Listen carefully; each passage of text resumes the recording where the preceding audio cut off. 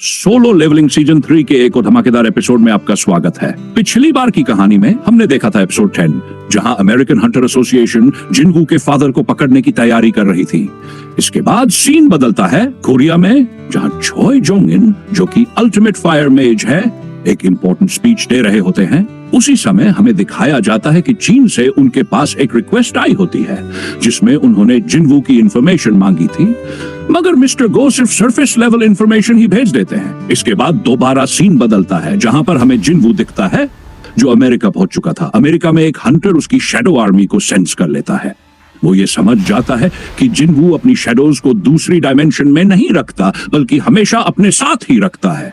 उसी समय वहां एडम भी पहुंच जाता है और वो जिनवू को अपने साथ ले जाता है। वहां वो लोग जिनवू से डील करने वाले थे ताकि वो उनकी ऑफर एक्सेप्ट कर ले और उनके साथ चले जाए। इसके बाद सीन कार के अंदर का होता है। कार में एडम जिनवू को ये समझा रहा होता है कि अगर वो उनकी डील मान लेता है तो उसे क्या क्या मिल सकता है। लेकिन जिनवू की नजर तो कुछ और ही खोज रही थी। उसकी नजर थी उस लेजेंडरी खमिश ड्रैगन के स्कल पर। जिनवू ने उनसे रिक्वेस्ट की कि क्या वो इस स्कल को देख सकता है। सीन बदलता है। जिनवू धीरे धीरे उस स्कल के सामने जाता है और फिर वो कहता है अराइज। ये थी हमारी पिछली कहानी और आज इस कहानी को हम यहीं से आगे कंटिन्यू करने वाले हैं।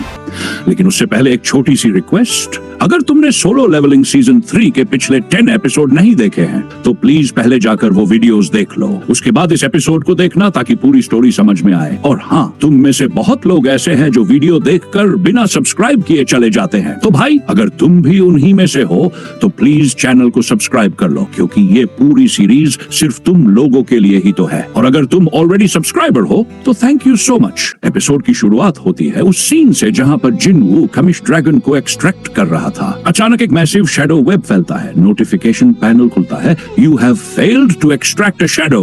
शैडो एक्सट्रैक्शन फेल हो जाता है, लेकिन जिनवू हार मानने वाला नहीं है। वो फिर से बोलता है अराइज, और इस बार शैडो एक्सट्रैक्शन पूरा हो जाता है। एक भयानक ओरा पूरे कमरे में फैलता है, चारों तरफ चीजें टूटने लगती है और तभी सामने प्रकट होता है कैमिश अपनी लाल चमकती आंखों से जिनवू को घूरता है और कहता है, क्या तुमने मुझे समन किया है ह्यूमन? कैमिश जिनवू को देखकर आगे बोलता है, the king of the dead, the monarch of the shadow.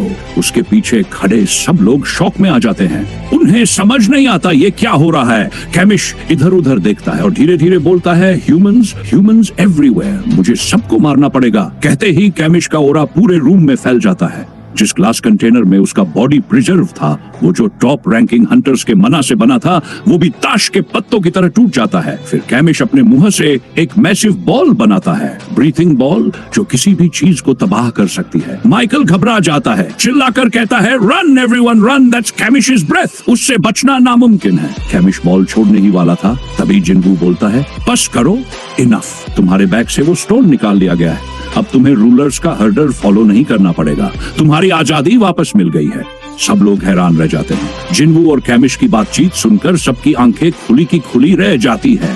कैमिश अब नरम पड़ता है, कहता है, मैं पहले रूलर्स और ड्रैगन किंग का सर्वेंट था, लेकिन अब वो झुक जाता है। Now I bow to you, the new monarch. Jinwoo मन ही मन सोचने लगता है, पहले ये किंग ऑफ डिजास्टर का सर्वेंट था और अब मेरे सामने झुक रहा है। फिर वो कैमिश से पूछता है, तुम पहले किसको सर्व करते थे? कैमिश कहता है, king of destruction, the monarch of destruction. जिनवू के मन में हलचल मच जाती है, डिस्ट्रक्शन, क्या ये भी 9 मोनार्क्स में से एक है? वो इसी सब के बारे में सोच ही रहा होता है। तभी कैमिश बोलता है, मुझे अब तुम्हें अलविदा कहना होगा। जिनवू शॉक हो जाता है, क्या ये क्या कह रहे हो? कैमिश मुस्कुराता है, मैं तुम्हें बहुत देर से मिला हूँ, लेकिन मेरा टाइम अब पूरा हो चुका है। जिनवू चिल्लाता है, सिस्टम सिस्टम, पर मन ही मन वो समझ जाता है कि शैडो मोनार्क की पावर भी इस 8 साल पुराने कॉर्प्स को ज्यादा देर रोक नहीं सकती। कैमिश आगे बोलता है, मैं वो सोल्जर नहीं बन सकता जो तुम्हें हमेशा सर्व कर सके। मेरा टाइम आ गया है। लेकिन एक बात सुन लो, इस दुनिया में ऐसे 4 इंसान हैं जिन्होंने अपनी पावर रूलर से ली है, उनसे सावधान रहना। फिर कैमिश जिनवू को देखकर मुस्कुराता है, न्यू किंग, तुमसे मिलकर अच्छा लगा, और वह गायब हो जाता है। नोटिफिकेशन पैनल में आता है, शैडो एक्सट्रैक्शन फेल्ड। क्यों? क्योंकि ये 8 साल पुराना कॉर्प्स था, इसलिए शैडो मोनार्क की पावर भी इसे कंट्रोल नहीं कर पाई। जिनवू मन ही मन सोचता है, काश ये मेरे शैडो आर्मी में आ जाता, कितना जबरदस्त सोल्जर बनता। 5 नेशनल लेवल हंटर्स को मिलकर इसे हराना पड़ा था, लेकिन अब सब खत्म हो चुका है। जिनवू सबको देखता है, माफी मांगता है, इस पूरी फैसिलिटी का जो नुकसान हुआ है मैं अपने पैसों से कवर करूंगा। गुस्से में वो एक पंच दीवार पर मारता है। इसके बाद जिनवू वहीं लौट आता है जहाँ पहले था। वहाँ पर वो जिनचोल को देखता है। जिनचोल जिनवू से कहता है, क्या आपने जिनो को देखा है? जिनो को एक कॉल आया था, फिर वो चला गया। जिन्हो तो कह रहा था कि तुम्हारी तरफ से उसे कॉल आया है। उसने कहा कि तुमने उस ब्यूरो के हेडक्वार्टर बुलाया है जहां तुम उसका इंतजार कर रहे हो। गुस्से से जिनवू बोलता है, ये क्या बकवास है? मैंने तो ऐसा कुछ कहा ही नहीं। मैं तो अभी अभी यहाँ वापस आया हूँ। तभी एडम व्हाइट बोलता है, आज की वेटिंग लिस्ट में भी जिन्हो का नाम नहीं था। हमने ऐसा कोई रिक्वेस्ट नहीं देखी। वू जिनचोल चौंक कर कहता है, ये हो ही नहीं सकता। 2 घंटे पहले स्कैवेंजर गिल्ड से एक आदमी आया था और जिन्हो को अपने साथ ले गया। एडम व्हाइट मन ही मन सोचता है, अगर ये सच है तो ये पॉसिबल कैसे है? बिकॉज फेडरल ब्यूरो और स्कैवेंजर गिल्ड आपस में बिना ऑफिशियल परमिशन के कोई ऐसा काम नहीं कर सकते। लेकिन फिर भी वह कहता है, चलो मैं खुद स्कैवेंजर गिल्ड से कांटेक्ट करके कंफर्म कर लेता हूँ। एडम व्हाइट मन ही मन सोचता है, यहाँ कुछ तो गड़बड़ है, मुझे बुरा एहसास हो रहा है। तभी Adam white scavenger guild call करता है। वहां से स्कैवेंजर गिल्ड की असिस्टेंट लोरा फोन पिक करती है। एडम व्हाइट धीरे से पूछता है, क्या तुम लोगों ने आजिन गिल्ड के वॉइस कमांडर को लाने के लिए किसी को भेजा था? लोरा हल्की हैरानी के साथ जवाब देती है, नहीं, हमने तो ऐसा कोई आदेश नहीं दिया। एडम व्हाइट गंभीर आवाज में कहता है, पर रिपोर्ट कह रही है कि कोई आजिन गिल्ड के वॉइस कमांडर को अपने साथ लेकर गया है और शक जा रहा है कि वो तुम्हारी गिल्ड का ही कोई था। लेकिन वो कुछ कहती नहीं। लोरा एडम से पूछती है, क्या जिनवू को इस बारे में पता है? एडम व्हाइट जवाब देता है, नहीं, अभी तक नहीं बताया, पर वो शक कर रहा है। लोरा घबरा कर कहती है, हम जांच कर रहे हैं कि यहाँ क्या हो रहा है, पता चलने पर आपको बताएंगे। एडम पीछे मुड़कर जिनवू को देखता है, लेकिन जिनवू वहां नहीं था, वो पहले ही निकल चुका था। अब जिनवू बहुत गुस्से में है, खुद से बोलता है, ये मेरी गलती है, मुझे जिन्हो के साथ अपनी शैडो आर्मी का सोल्जर रखना चाहिए था। जिनवू को वो दिन याद आता है जब उसकी बहन खतरे में थी और वो देर कर गया था। जिनवू सोचता है, अगर इस बार भी देर हो गई तो मैं खुद को माफ नहीं कर पाऊंगा। तुरंत जिनवू अपनी शैडो आर्मी को बुलाता है और आदेश देता है, जिन्हो को ढूंढो। जिनवू एक्सट्रीम रेज में था। फिर सीन कट होता है, हम देखते हैं थॉमस एंड्रे को। वह कई ओपोनेंट्स को अकेले ही हरा चुका था। तभी उसे लोरा का कॉल आता है। लोरा कहती है, डोंगसू ने जिन्हो के साथ कुछ किया है। थॉमस एंड्रे गुस्से से बोलता है, मैंने उसे ऐसा करने से मना किया था। फिर थॉमस एंड्रे अपने गिल्ड मेंबर्स से कहता है, डोंगसू को सबसे पहले ढूंढो, नो मैटर व्हाट हैपेंस, उसे सबसे पहले पकड़ना है। अब हम उस जगह पर पहुंचते हैं जहां डोंगसू ने जिन्हो को बंदी बनाया है, जिसे डोंगसू ने बुरी तरह टॉर्चर किया था। डोंगसू ने उसे किसी आइसोलेटेड जगह पर बंद कर रखा था। दूसरी ओर जिनवू टॉलेस्ट बिल्डिंग पर खड़ा हो जिन्हो को शैडो सोल्जर के जरिए सर्च कर रहा था, लेकिन कनेक्शन अब भी वीक था। संग जिनवू मन ही मन सोच रहा, क्या वो लोग ऑलरेडी शहर छोड़ चुके हैं? इम्पॉसिबल। जिन्हो एक डी रैंक कॉम्बैट हंटर है, कोई नॉर्मल इंसान उसे इस तरह नहीं ले जा सकता। जिन्हो मन में सोचता है, जिस कार से जिन्हो को ले जाया गया वो फेडरल ब्यूरो हेडक्वार्टर्स की थी, सो ये काम किसी नॉर्मल इंसान का नहीं हो सकता। मे बी स्कैवेंजर गिल्ड का कोई बंदा है और डोंगसू उसी गिल्ड से बिलोंग करता है। क्या डोंगसू ने ये सब किया है? जिन्हो के माइंड में डॉट्स कनेक्ट होने लगते हैं। क्या वो तब से इस मौके का इंतजार कर रहा था जब मैं यूएसए पहुंचूं? आखिर उस इंसिडेंट में जिससे उसके भाई की डेथ हुई थी, मैं और जिन्हो ही जिंदा बचे थे। अब सब कुछ जिन्हो को क्लियर हो जाता है। Yes, it's none other than Dongsoo. Sung Jinho खुद को ब्लेम करने लगता है, ये सब मेरी गलती है, मैंने जिन्हो के साथ शैडो नहीं छोड़ा। दूसरी तरफ थॉमस एंड्रे सोचता है, डोंगसू को अपनी जान की परवाह नहीं है, लेकिन डोंगसू को यह भी पता होना चाहिए कि पावर डिफरेंस उसके और संग जिन्हो के बीच कितना है। थॉमस मन ही मन सोचता है, ये सब जानते हुए भी डोंगसू ने ऐसा किया, इसका मतलब अगर जिन्हो आया तो मुझे बीच में आना ही पड़ेगा। अब लोरा थॉमस को कॉल करती है और बताती है, डोंगसू ने पिछले कुछ महीनों में जिन जगहों को विजिट किया है उनमें से 3 पॉसिबल लोकेशंस है जहां वो हो सकता है। थॉमस उनमें से एक लोकेशन की डिमांड करता है।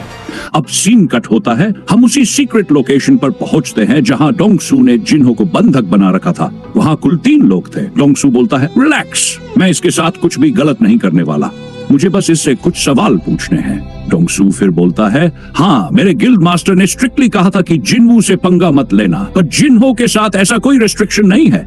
वहां पर जिन्हो की हालत बहुत खराब थी, उसे ब्रूटली मारा गया था। डोंगसू उससे पूछता है, उस दिन मेरे भाई के साथ क्या हुआ था? डोंगसू सिर्फ एक ही जवाब सुनना चाहता था, संग जिन्हो ने उसके भाई को मारा। डोंगसू प्लान कर चुका था, अगर ये जवाब मिल गया तो जिन्हो के साथ भी मेरा हिसाब खत्म होगा, इसलिए उसने जिन्हो को इतना मारा। जिन्हो बेहोश हो चुका था। डोंगसू से होश में लाने के लिए सीने पर जोर से पंच करता है, जिससे जिन्हो फिर से ब्लीडिंग करने लगता है। वहां पर डोंगसू का साथी बोलता है अगर इसकी जगह कोई और होता तो वो अब तक मर चुका होता। डोंगसू फिर कहता है किसे लगा था कि इतना मार खाने के बाद भी ये कुछ नहीं बोलेगा। डोंगसू उसे फिर से मारने लगता है और बोलता है मैं तुझे मारना नहीं चाहता, बस वो जवाब दे दे जो मैं चाहता हूँ। डोंगसू आगे बोलता है यहाँ जो हीलर है वो तुझे जितनी बार नियर डेथ एक्सपीरियंस देगा उतनी बार तुझे हील करेगा। मैं तुझे बार बार मारूंगा, तू फिर से हील होगा और ये साइकिल रिपीट होती रहेगी। डोंगसू बोलता है ये जगह 5 साल से बंद पड़ी है, सो देयर इज नो वे कि कोई यहाँ आ पाए। फिर डोंगसू उसे और मारता है, अब बताएगा या नहीं। जिन्हो वीकली कहता है ऑफ। ये सुनकर डोंगसू एक्सट्रीम रेज में आ जाता है और उसे आयरन पिलर से घसीटकर मारता है। उसका साथी पीछे से बोलता है ऐसे मारोगे तो वो मर जाएगा, आज के लिए इतना काफी है। लेकिन डोंगसू कहता है अभी तो शुरुआत है। उसके चेहरे पर इविल एक्सप्रेशन था, उसका भाई जैसा।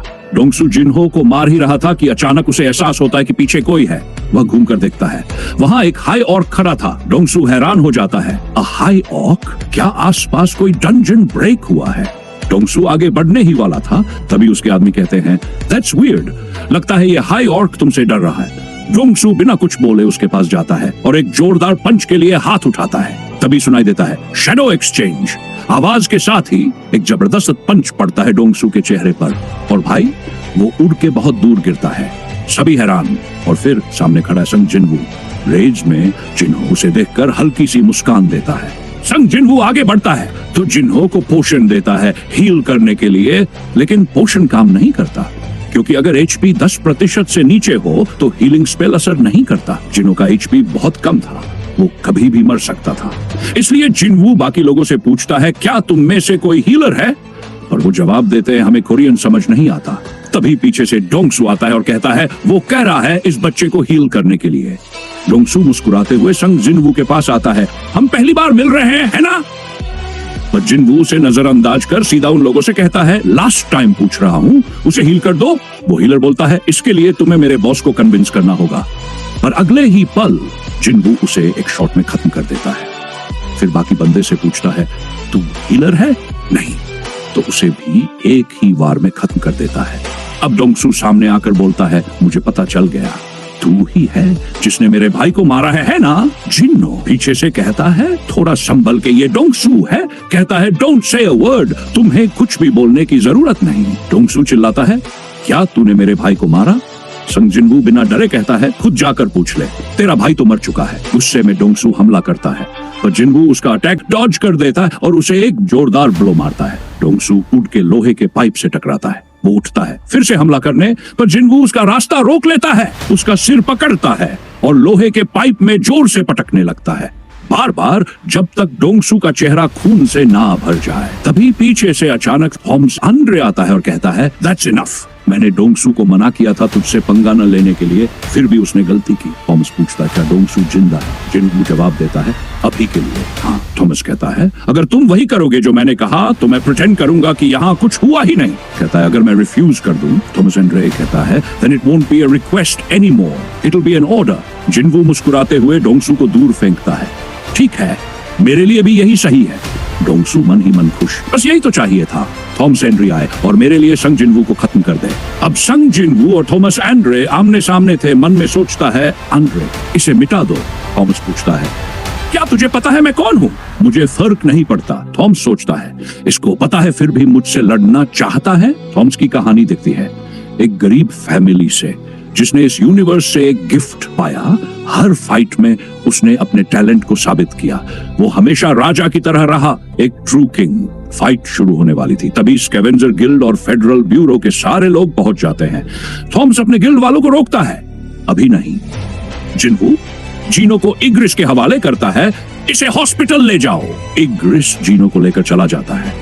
थॉमस बोलता है रुकने की जरूरत नहीं। एक तरफ थॉमस उसके सारे मेंबर्स, दूसरी तरफ संग जिनवू अकेला, पीछे उसकी पूरी शैडो आर्मी। थॉमस मन में सोचता है डोंगसू के साथ जो भी हुआ मुझे फर्क नहीं पड़ता, पर मेरे प्राइड को इसने ललकारा है, इसका हिसाब देना होगा।